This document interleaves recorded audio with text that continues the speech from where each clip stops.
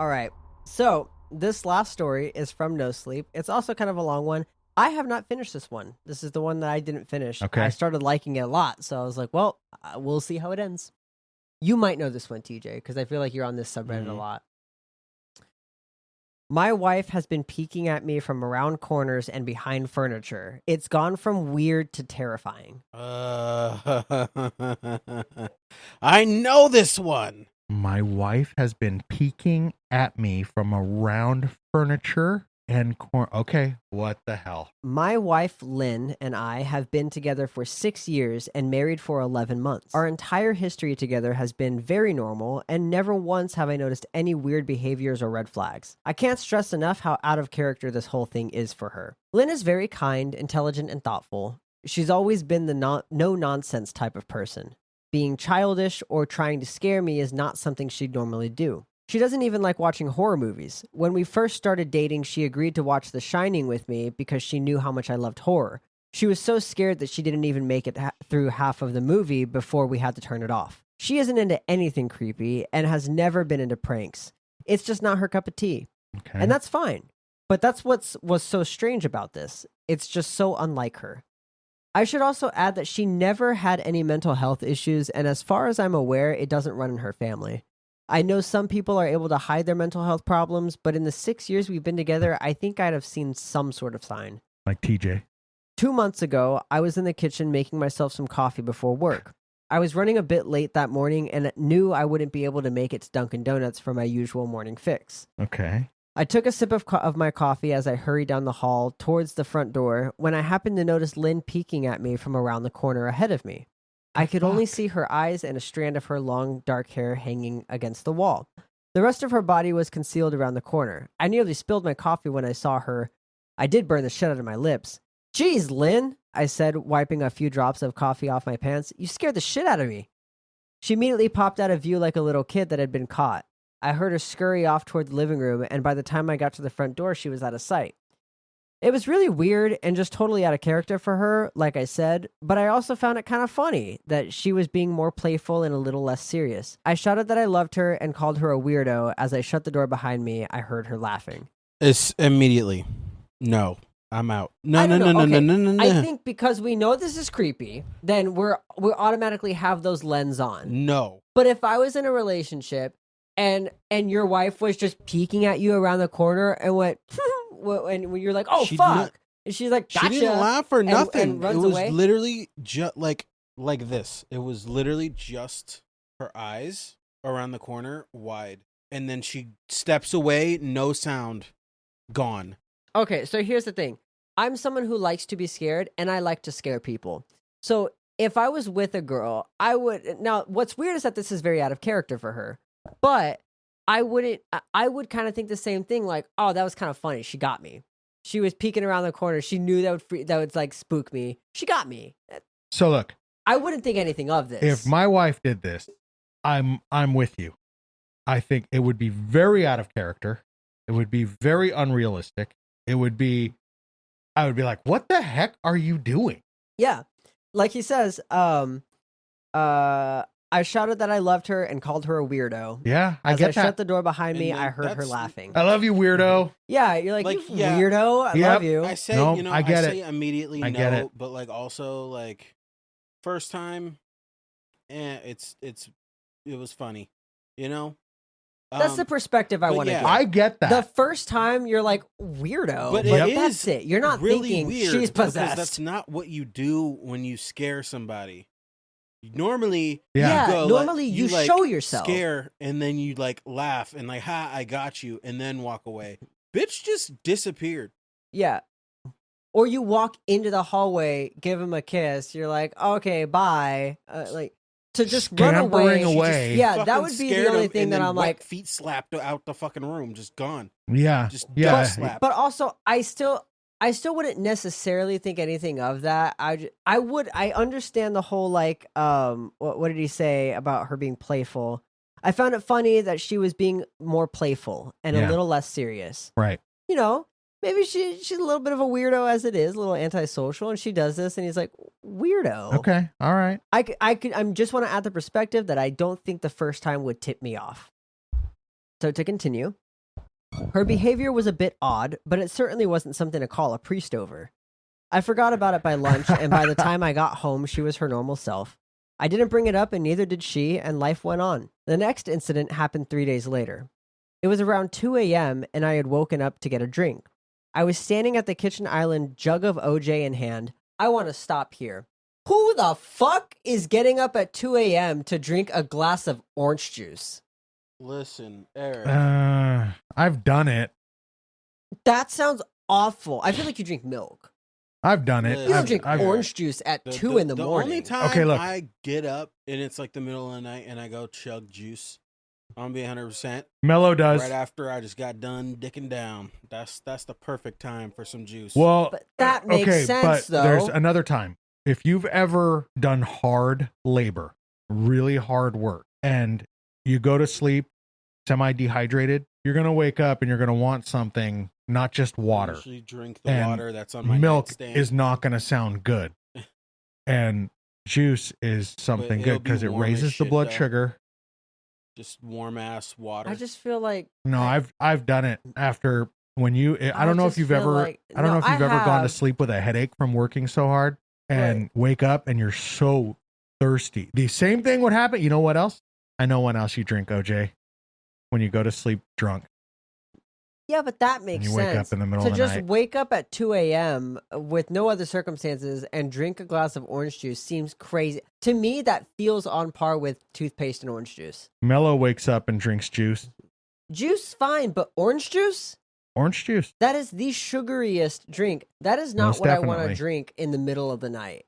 What As someone the- who loves sugar, I'm not going to be drinking orange juice in the middle of the night. What the? All right. Here. So to continue, the next incident happened 3 days later. It was around 2 a.m. and I had woken up to get a drink. I was standing at the kitchen island, jug of OJ in hand, when I felt a strong feeling that I was being watched. For whatever reason, I looked down at the floor and saw my wife's smiling face staring back. Oh my God. She was peeking at me from the other side of the island, staring up at me with wide, unblinking eyes and grinning. No. Grinning like the Cheshire Cat. I screamed, I'll admit it. Not out of irritation, but fear.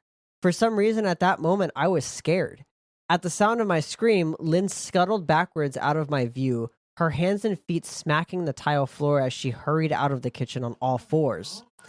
I didn't run after her or even yell after her. I just stood there frozen in shock, wondering what the fuck had possessed her to do that. It took me a little longer than I'd like to admit to go back upstairs, but I eventually did. When I got to our bedroom, Lynn was laying on her side, asleep, or at least pretending to be. I stood there for a while watching her breathing to be sure she really was asleep. I had the feeling she might jump out at me the moment I got into bed, but she didn't. I climbed into bed and she didn't even move. Her breathing was soft and deep, and I was starting to wonder if I'd dreamt the whole thing. The next morning, I waited for her to come down for coffee, and after handing her a mug and kissing her cheek, I decided to ask her about it. "What was that about last night?" I asked, keeping my tone light so I didn't offend or embarrass her. She frowned over her cup of coffee, shaking her head like she had no clue what I was referring to. "You peeking at me again from over there," I said, pointing to the spot on the floor by the kitchen island. She followed my gaze, and when she looked back at me, she burst out laughing. She laughed so hard that I couldn't help but join her. "You creep me the fuck out sometimes, you know that?" I said. She giggled and set her cup on the counter and wrapped her arms around my neck. "You creep me out all the time, so I guess we're even," she teased. We said our goodbyes and left for It's work. not an answer. As I drove, I kept thinking about how creepy it had been seeing her grinning at me from behind the island like that. The sounds her hands made when on the floor as she crawled away. I told myself she was just trying to be silly, just trying to join me in my love for all things horror. It's not like I was afraid of her, but it still didn't sit right with me. I started seeing her peeking at me more and more. Sometimes she'd be peeking out from behind the couch or living room curtains.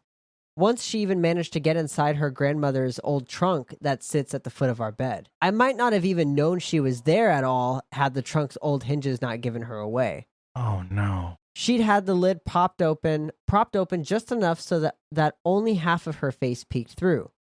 She'd been grinning like an excited toddler. It was unnerving. I didn't even know what to say to her. All I could do was stare. When I finally found my voice, I asked her why on earth she was doing this. Or why on earth was she doing this? She didn't answer, but she had slowly closed the lid, shutting herself inside the trunk. I just walked away, feeling disturbed. I didn't understand why she was doing it, but it clearly made her happy. I just hoped she would tire of the game quickly. Lynn didn't peek at me for the next 2 weeks. I started to think she was done with her weird prank, and I was relieved. We were watching a show on Netflix one night, and I jokingly said that I hadn't seen her peeking at me lately, and that she must have given up on her spy game. She looked up at me with a small smile and said, "Maybe I've just gotten better at it." That's not an okay answer to that. No. That's not okay. Not at all. I didn't say anything, but I wondered whether or not she was joking. For the next few days, I couldn't stop thinking about what she'd said. Was she still peeking at me when I wasn't looking and I just hadn't noticed? And if so, what the hell was she getting out of this? I started to feel paranoid, constantly checking whatever she was watching from around the corner or behind a door. I was jumpy whenever I was home and she wasn't in full view of me. I felt stupid and a little crazy. But after a few weeks without another incident, I began to relax. I stopped checking behind furniture and walls and told myself it was just a bad memory. Then a few days ago, things got so much worse. Lynn left to go to a friend's, and I lounged on the couch and played a couple games on my laptop. Around 9 p.m., I hopped in the shower, and as I was washing the soap from my hair, I felt that awful feeling that I was being watched. I slowly opened my eyes and almost had a fucking heart attack. Lynn was peeking from behind the shower curtain. Her entire head stretched into the shower, leaving just her body outside. The way I would have punched her. Yeah. Like, I'm not. If I didn't Bro. expect her to be home and I opened my eyes and saw that, you're catching these hands. I don't care That's who you literally are. You like could be my grandmother. You are catching one of my these irrational hands. fears is I literally I don't close my eyes Every in the time. shower. I rinse my shampoo out. okay, I tilt so- my head forward and I just do that. I understand that. I have this. That's my irrational fear too. I have this thought often when I'm every time I'm washing shampoo or conditioner out of my hair. I always have this thought, and it's such a weird thought. I don't know how you'll feel about this, but every time I slowly open my eyes, I always imagine, what if I open my eyes and there is a actual demon standing right in front of me? And it's like every time I have my eyes closed in the shower and I go to open my eyes, I always like prep myself. I don't even know how you prep yourself for an encounter like that, but I always prep myself thinking, okay, open my eyes, and just kind of like gearing up, ready. It's kind of like an irrational No, that's No, fear there- for there's sure. That's literally my been a exact time irrational fear. Where when I was a kid, I used to be a gamer, bro. I just did not sleep for like probably a day and a half, and I was in the shower, and I had been gaming, and I love horror movies, so I've been watching horror movies, and I was taking a shower, and then I was washing my hair, and then I like opened my eyes, and I could swear for like a glimpse of a second, I seen like Freddy Krueger, and I like slam back into the wall, but like nothing was there.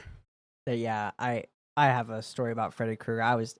I watched a movie when I was young. I shouldn't have. There was a T junction at the top of our stairs, and I was like, oh, I got to the top of the stairs, and I was like, Mom, I can't go. And she's like, why? I'm like, well, I can only look one way at a time. And if I look left, Freddy Krueger's going to be on the right. And if I look right, Freddy Krueger's going to be on the left. There's no winning. It was a rough night. It's a rough night.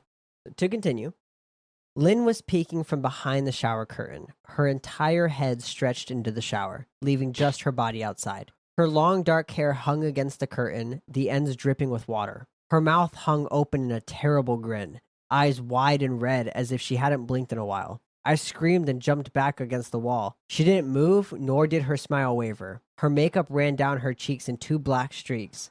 She looked giddy and completely deranged. I was fucking terrified. Yeah.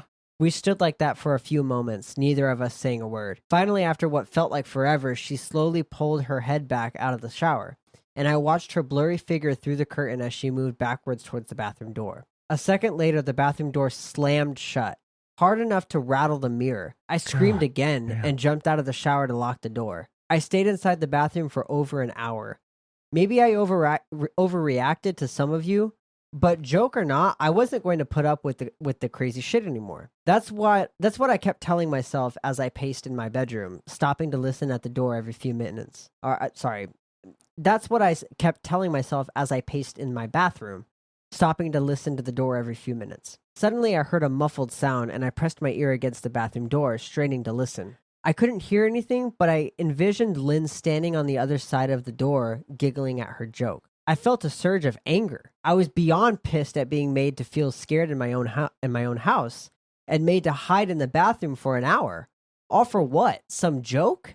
If it was a joke, it was an awful one. What the fuck, Lynn? I snapped. This shit is getting really fucking annoying. I waited for her to apologize or to call me a jerk, but instead I heard a faint moan. So quiet I wondered if I heard it at all. And then complete silence. Lynn? I called out, not able to even hide the shakiness in my voice. I got no response. Just my own heavy breathing. I swear to God, just fucking stop it! I yelled, pounding my fist on the door. I waited for her to cuss me out, something I would expect from me talking to her like that. I never screamed at her before. But there was nothing. Just the occasional drip from the shower head. I won't deny that I was scared, too afraid to open the damn door and face my own wife. I waited for 30 minutes or so, which felt like a fucking lifetime when you're scared. Finally, I decided I wasn't going to spend the night hiding in my bathroom, so I got down on my knees and peered under the door.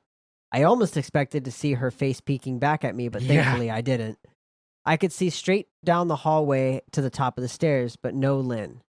I didn't know if I should be happy about that or not. I looked for a few minutes waiting to see her head pop up over the top step, but it never came. Literally, I'm out. Nerves. I am on a Yeah, flight. I don't even know, like... I don't care to where. I Yeah. would rather I move stood to up. Detroit. I stood up, my hand hovering over the door and mentally preparing myself to open it. I slowly turned the lock with shaky fingers and was about to yank it open when I heard a sound that still makes me feel nauseous when I think about it. A moan. Louder than before, but this time I was able to tell just where it was coming from. I turned my head to the closet door as if in slow motion and locked eyes with my wife, who was peeking out at me from the slight gap. Oh, Fuck come off, on. Lynn. Her eyes were still wide as ever, and her mouth was hanging open in the most grotesque, gaping smile I'd ever seen. Yep. I didn't even scream. I was too scared for even that. Her hands were clasped to her chest, body trembling with sheer delight, as if she could barely contain her excitement. A short, raspy moan bubbled up from her throat, deep and raw, sending a shiver through my That bitch is entire gonna body. Try to eat them or something like. Somehow I found the ability to pull the bathroom door open and ran as fast as I could all the way down the steps, snagging my keys and phone from the table in the living room just before running outside to my car. I don't know if you guys gathered this, because it was a little confusing at first. He was still in the bathroom. Yeah. And she was suddenly in the bathroom, in the closet. Oh, I didn't know there was a closet in the bathroom. That's what it implies. Oh, He never opened the crap. bathroom door. He heard a noise from the closet behind him. Jesus. And then saw her staring So at him. he had been in the bathroom with her Pacing. for like an hour. Yeah. And she's looking for her. just Which goes back to her thing of maybe I've listening just for gotten her. better at it. Yeah. So somehow I immediately- found the ability to pull the bathroom door open and ran as fast as I could all the way down the steps, snagging my keys and phone from the table in the living room before running outside to my car. I could hear her shrill laughter behind me, but I didn't hear her getting closer. I didn't bother shutting the front door. I drove away from the house faster than I legally should have, shivering the entire time, either from fear or the cold, maybe a little of both. I hadn't grabbed a coat or even a pair of shoes. I was still in my boxers and my hair was still damp. I drove straight to my brother Chris's house about 40 minutes away, ignoring any and every call and text I got. I didn't check my phone until I was safely parked in my brother's driveway. Lynn had called 4 times and sent a flurry of texts, all wondering where I'd gone and why I left like that. I threw my phone at the dash in a rage, furious Yeah. at her nonchalant attitude. My brother and his wife were surprised to see me, especially dressed in just a pair of boxers, but told me to stay as long as I needed. Chris lent me some clothes and asked me what happened. I told him Lynn and I had a fight, but didn't get into the details. I didn't want him to think I was overreacting, leaving my wife over a prank, even if it was a strange one.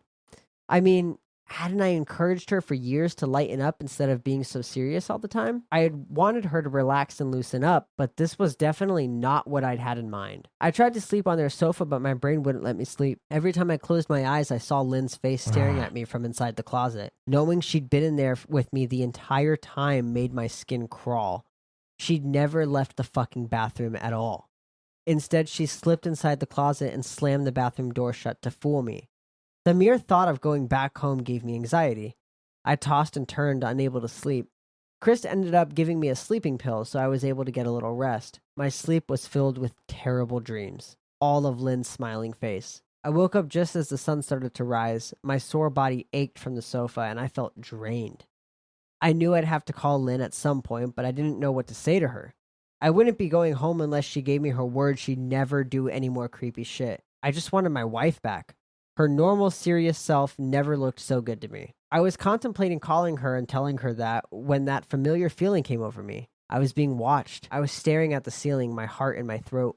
I didn't want to look away, but the longer I ignored the feeling, the worse it got. My eyes drifted away from the ceiling almost on their own. Her face was pressed up against the window beside the couch, staring down at me with that same gaping smile. Drool dribbling from her lips, leaving 2 long streaks down the glass. I didn't know how long she'd been there, but something told me she'd been there quite a while, possibly all night. I didn't bother screaming. Though I was afraid, anger trumped any fear I felt at that moment. I jumped up from the couch and pounded my palm against the glass. Lynn, are you crazy? What the hell is wrong with you? Just go home, I shouted. Now! She didn't move, and her ghastly expression never changed. If anything, her smile only grew, as if she had never been more elated. I could hear Chris and his wife moving around upstairs. As if Lynn could hear them from her place outside, her head twitched slightly in their direction, and she began to close her mouth slowly. Chris called my name from upstairs, obviously concerned. I turned to see him and his wife Rebecca hurrying down the steps. When I turned back to the window, Lynn was gone. The only sign she'd been there The only sign she'd been there at all was the 2 streaks of drool still dripping down the glass. I tried explaining to Chris and Rebecca about waking up to see Lynn watching me through their window. They were skeptical, because who wouldn't be? Chris and I went outside to the spot in front of the window, but there were no footprints in the dirt, just a slight indent. Animal, probably, Chris guessed, and I didn't argue. He and Rebecca assumed I dreamt the entire episode, but they didn't understand, and I was too scared to explain it to them. I called out of work that day and turned my cell off. I didn't want to face Lynn. Just talking to her was too much for me at that point. I really started to believe something was irreversibly wrong with her, that no matter what promises she made, we'd never be the same again. The thought saddened me to my core. I cried most of the morning.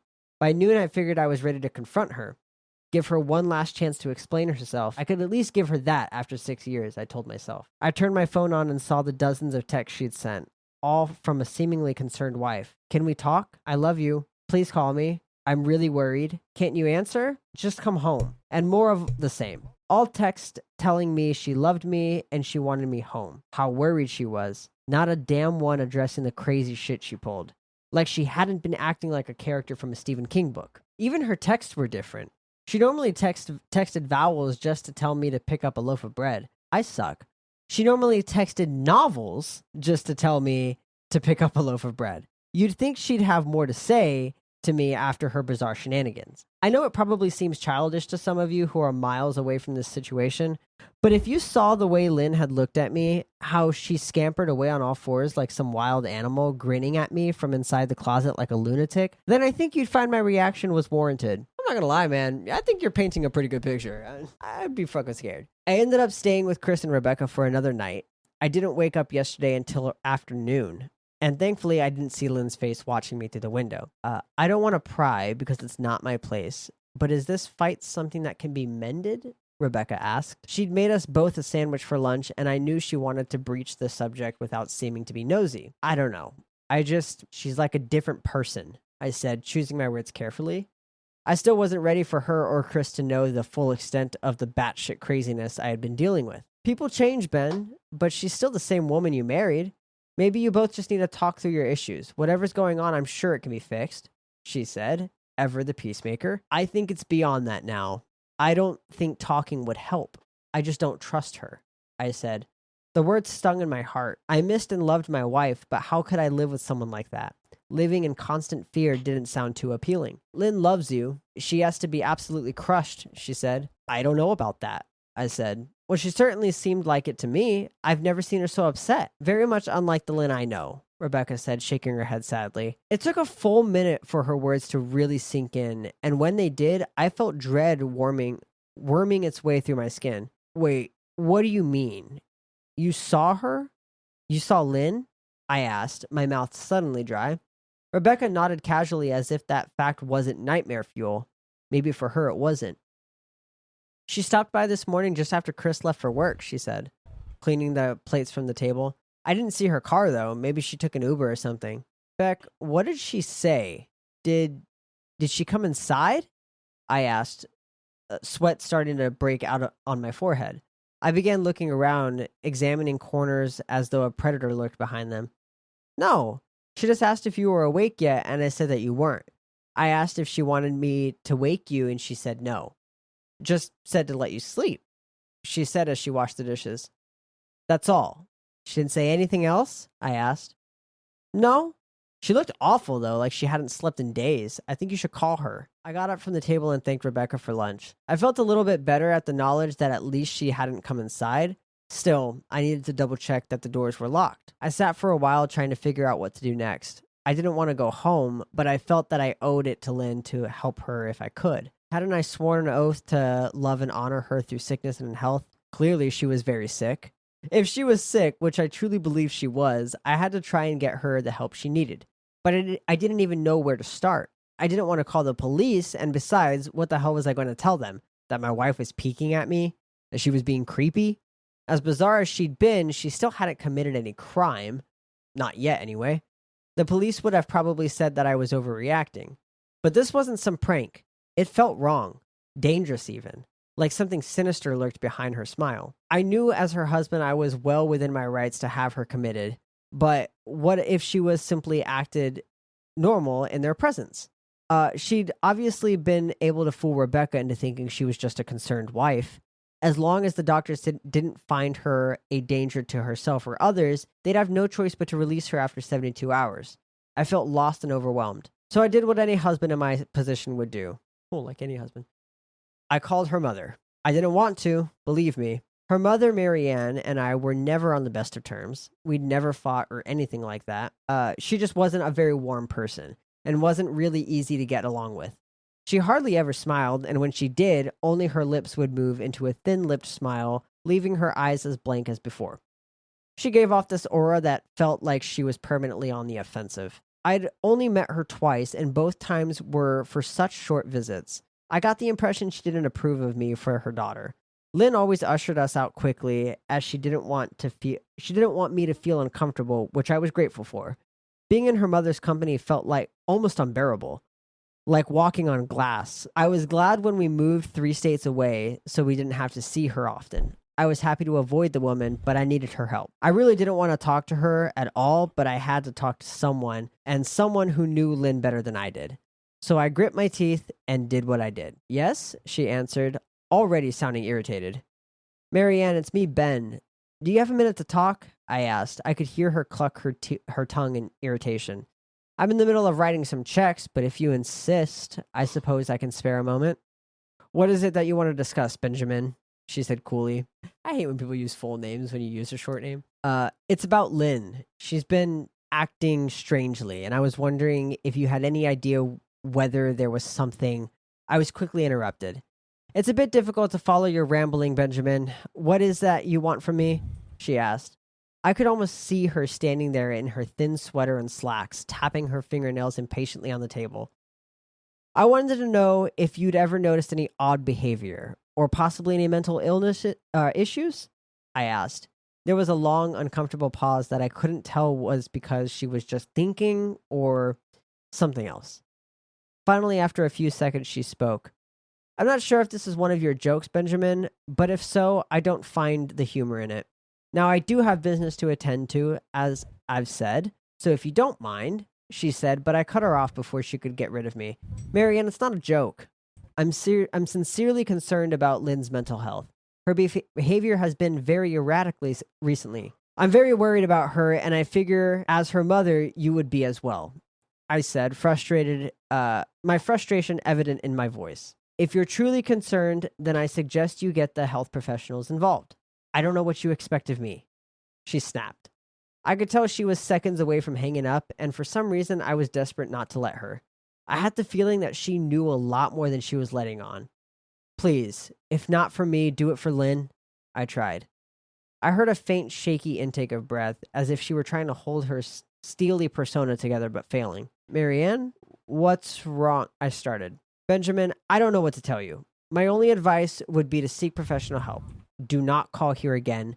Goodbye. I tried to call out to her, but she'd hung up. I tried to wrap my head around the call and her refusal to help me. Even if she didn't like me, why wouldn't she want to help her own daughter?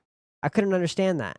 I tried to replay the conversation, desperate to find something I missed. After a while, I almost gave up until I remembered her last words to me, seek professional help. She'd said those words with a bit of urgency. I could have just been grasping at straws, but no, I was sure her voice had changed ever so slightly when she'd said that, as if they were very important. What had she meant? I assumed she'd been referring to medical professionals, but maybe she was referring to someone else? Someone that she didn't, for some reason, feel comfortable saying directly. Or maybe I was just desperate. I waited for Chris to get home, and after a very long and exhausting conversation with him and Rebecca, I convinced them that Lynn truly needed psychiatric help. I didn't tell them everything.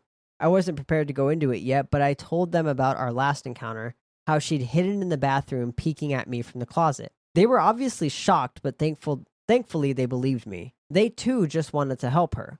Still, they didn't think it was all that serious. Weird, maybe, but not dangerous.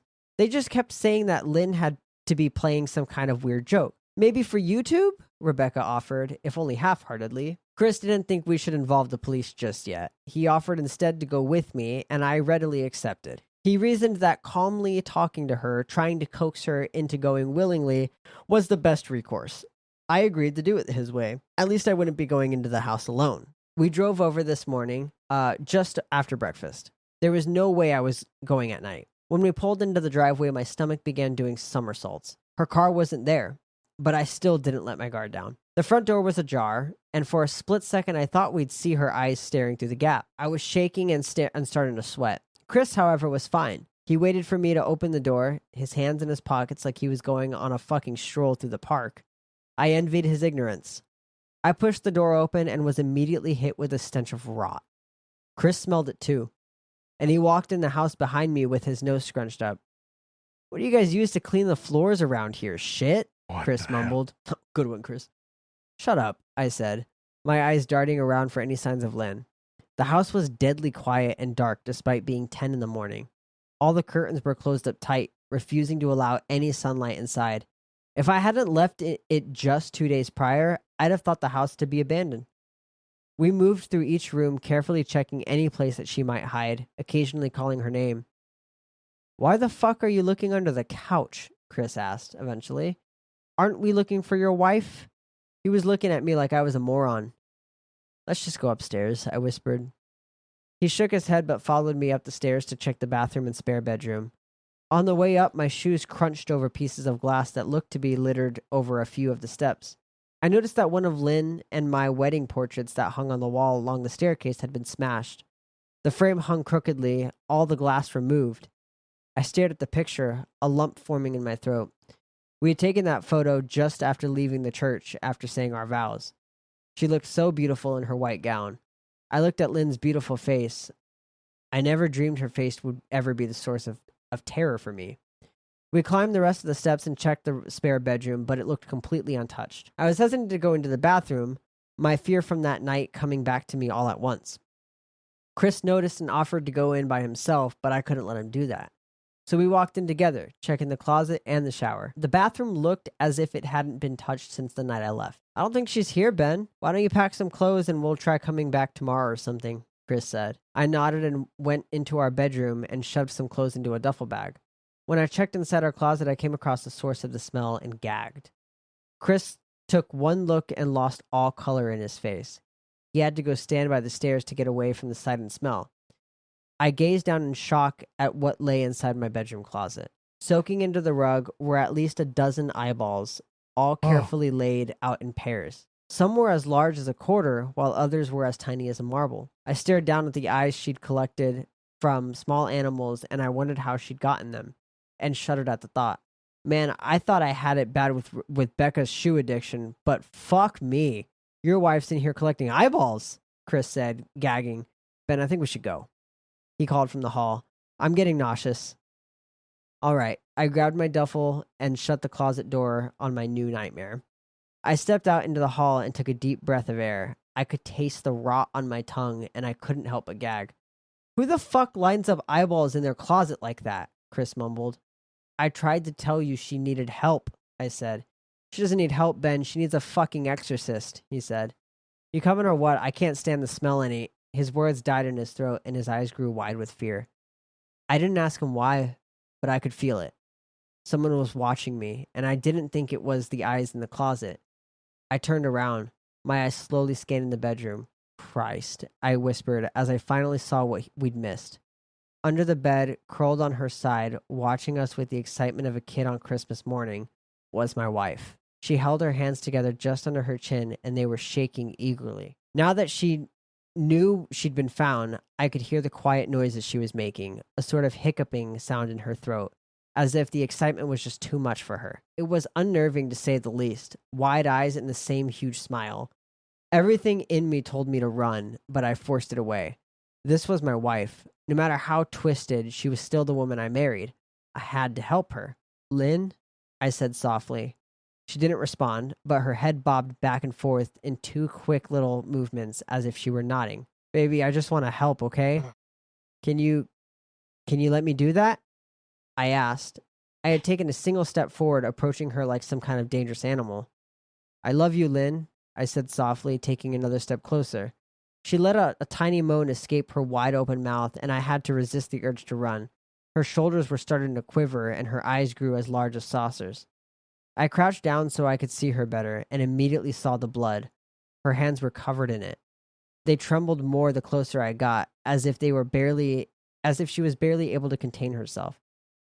Lynn, are you hurt?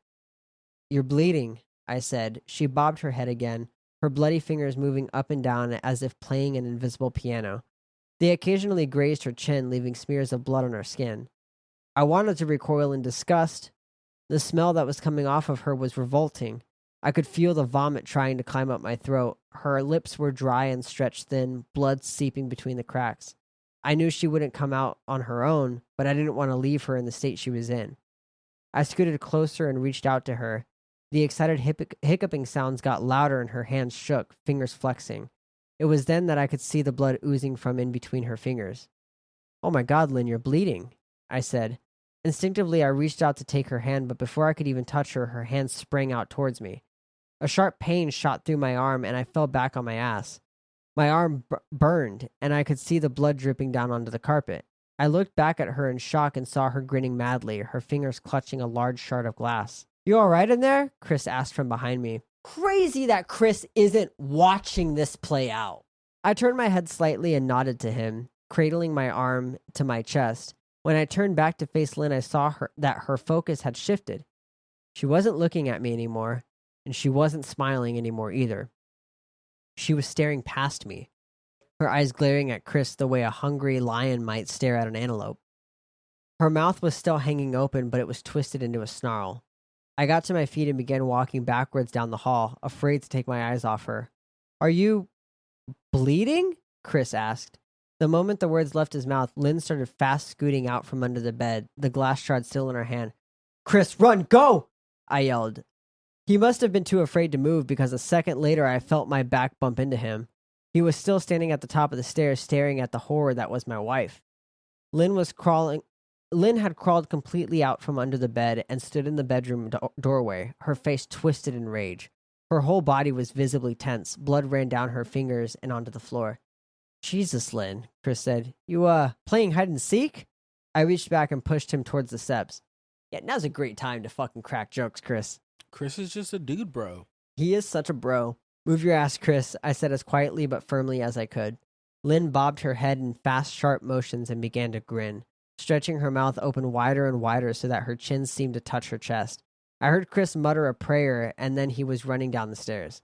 I stood at the top of the steps, stuck between the love for a woman who clearly needed serious help and self-preservation. I only want to help, I said, choking back tears. Her eyes focused on me once again as she slowly lifted the glass, holding it out in front of her.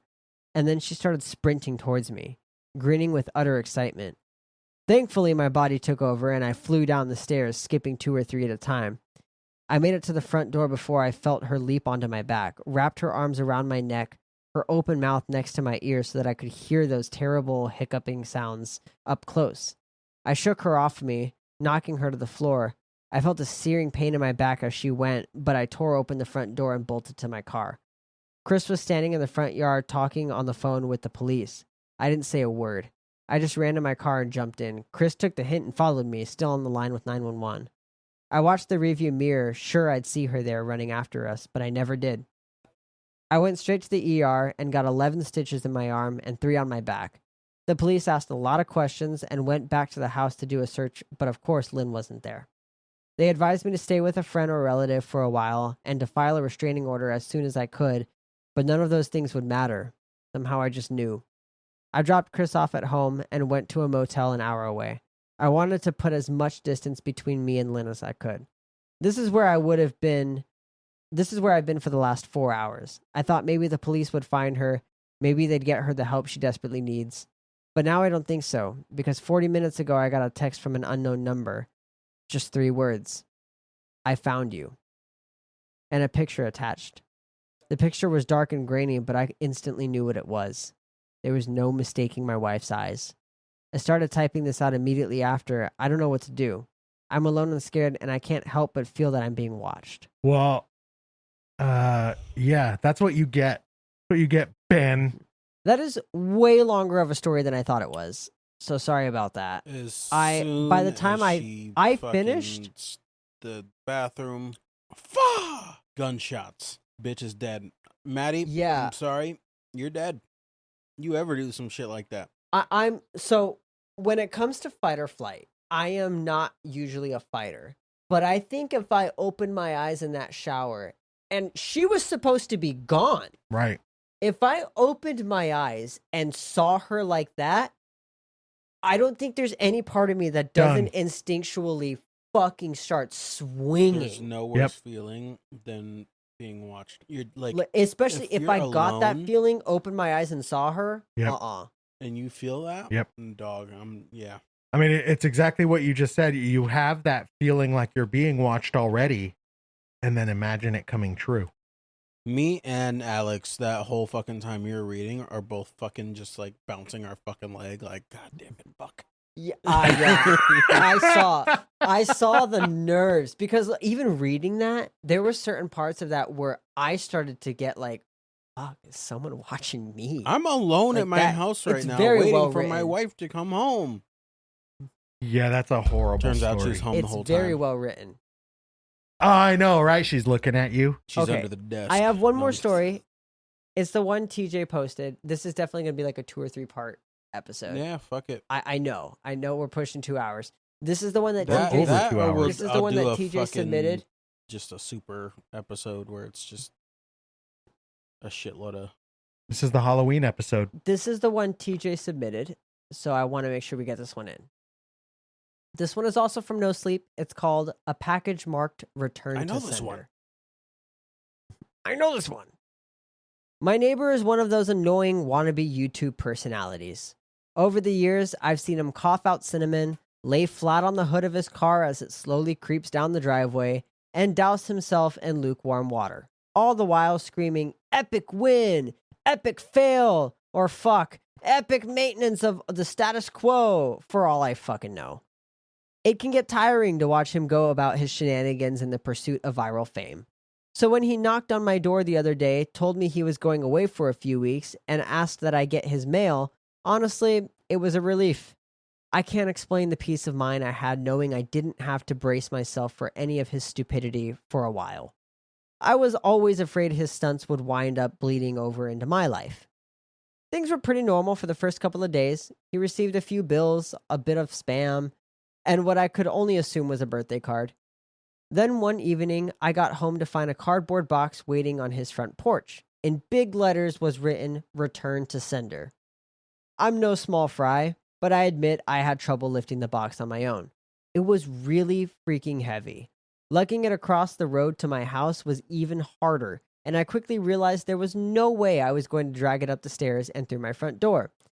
I decided I'd leave his package in my garage. It wasn't like I kept my car in there. The garage door was a piece of shit that refused to open without a good thug and a whack. It was less trouble just leaving the car in the driveway than it was to fight with the garage door every morning and night. In hindsight, I should have set the package down while I struggled to open the tricky door. But you know how it is when you've got a good grip on something. No point in setting it down if you don't have to. It was as I kicked the door for a third time that I lost my grip on the package and it fell to the ground. I heard a light crack inside. Shit, I cursed. I hoped I hadn't broken anything important, but I figured I just wouldn't tell my neighbor about it and let him assume the break happened en route. Hands free, I finally managed to get the garage door unstuck, and boy did it screech in protest as it rolled up over me. I dragged the box the rest of the way, setting it in the corner for whenever my neighbor would come back to claim it. And then I forgot all about it. Until a few days passed, that is. I'm not sure exactly how long it took for the smell to waft in from the crack under the garage to house door, but it came in slow progression. It was a sickly sweet odor similar to a skunk, and for the first few days after I smelled it, I genuinely assumed that's exactly what it was. Roadkill that had left its mark on my house. It was only when I realized the scent was growing more intense instead of fading that I went looking for a source. That's when I opened the garage door, and that's when the odor knocked me back, holding my nose. The culprit wasn't hard to identify. The only change in my garage was the box in the corner. I remember thinking it must have been one of those meat of the month subscription boxes. The meat must have gone rancid from being left out of the fridge for so long. How much meat could have been in there for the box to have been so large and heavy? An entire freaking cow? I covered my nose as I approached the box, a pair of scissors in my hands. I probably wouldn't have needed them to open it, as it had become soggy enough at the bottom to poke through with a finger, but I sure wasn't about to poke my finger into spoiled meat juices. That soggy bottom was the reason I had to open the box in the first place. If I tried to drag it out whole, everything would spill onto the floor. I was going to have to dump the pieces of meat one garbage bag at a time and take them down to the dumpster, a process I was not looking forward to. My scissors tore through the tape along the top of the cardboard box. I thought the smell couldn't get any worse, but as I flipped the flaps open, I discovered a whole new gamut of stink. It was like opening a burning oven, but instead of a heat wave, I was met with waves of piss, sweat, shit, and putrefaction. It was so bad that I staggered back and had to force down the puke, begging to guzzle out of me. I don't think I could have handled that scent mingling with the horrors coming out of the box. I'm not ashamed to admit I ran out of the door for a breath of fresh air, but in that short time I'd spent in the garage, the smell had become so ingrained in the fabric of my clothes that it clung to me like a shadow. Nothing I tried could keep the smell out of my nostrils. Not air fresheners, not a face mask, not 3 showers and a change of clothes. Every second that box lay open in my garage was another second that smell was allowed to foothold in my house. I had to bite the bullet. I returned to the garage, the flaps of the box still open as though inviting me to look. I was prepared, a clothespin pinning my nostrils shut, a garbage bag in one hand, and the strongest cleaner I could find in the other, and long rubber gloves to keep my skin from having to touch what was inside. But as it turns out, I needed none of those things. I wouldn't have to touch or clean the contents of that box. I would only have to suffer the nightmares every night. You see, there was meat in that box, but it didn't come from a cow or a pig. No, it was worse than that. It was my neighbor. Oh, God. Dead. Still in one piece, but dead. I called the cops, and naturally they took me in for interrogation. It's kind of hard not to suspect the man with a corpse in his garage, after all. Thankfully, they soon realized I wasn't involved. My DNA might have been all over that box, the smell might have left a mark throughout my house, But there was one piece of irrefutable evidence in my neighbor's own hands that proved my innocence: a vlogging camera. They showed me the footage only once. I'm not sure if they were allowed to or if they felt so bad for me they figured it couldn't hurt. Either way, I saw it. My neighbor was sitting in the box outside of a shipping facility, laughing as he told the world how he was going to mail himself across state lines. He'd brought pee bottles, food, a pillow, and a few flashlights.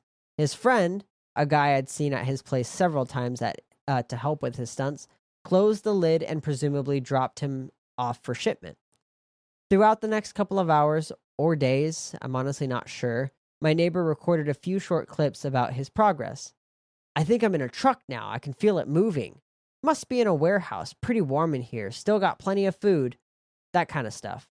And then, on the last entry, the box toppled over. He broke his neck, and that was it. The camera recorded until either the memory card got too full or the battery died. There's one thing I didn't tell the police after they showed me the video. One thing I heard in the footage that will haunt me to this day, to the day that I die. Just after the tumble that broke his neck, I heard that familiar screeching sound of my garage door. Oh!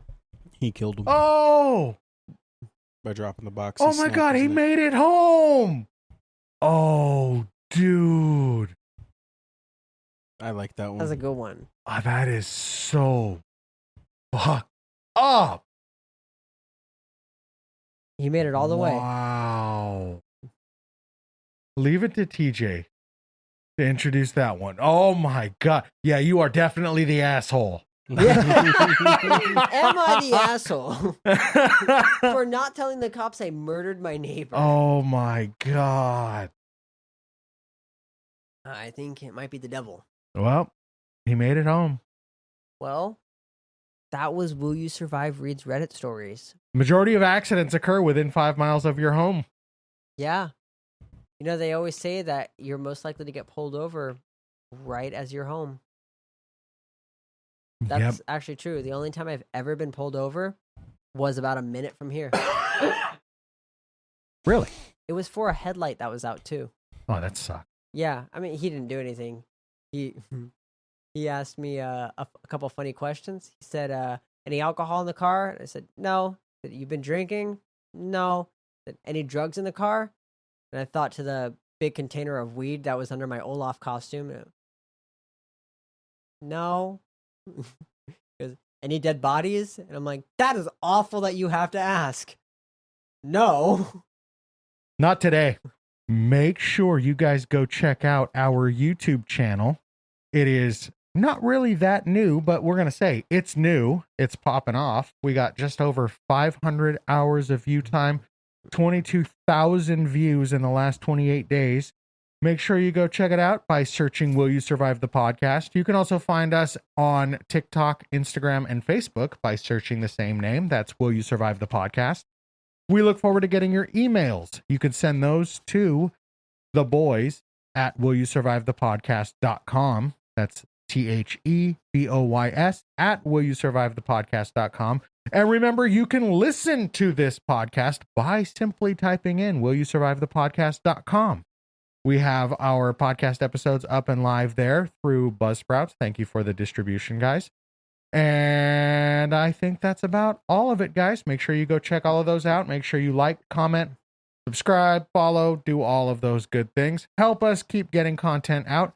And get ready because we're going to get a new series coming out soon. I'm working on stuff. I already got videos going, working on editing. I'm going to show you what to do with all of your stockpiled canned and dried goods so that you don't have to waste them if, shit doesn't hit the fan within 5 years. So I'll be showing you things that you can make, recipes that you can do, and even creating a cookbook. So make sure you hit subscribe on any of the methods you follow and watch us, and stay tuned. All right. Well, thank you everybody for listening. I hope we could do more of these. I mean, it doesn't have to be 2-hour episodes every time, but I think this would be kind of cool to go back to Reddit stories, and maybe I could practice reading out loud and not sounding like an idiot. Okay, well, stay alive.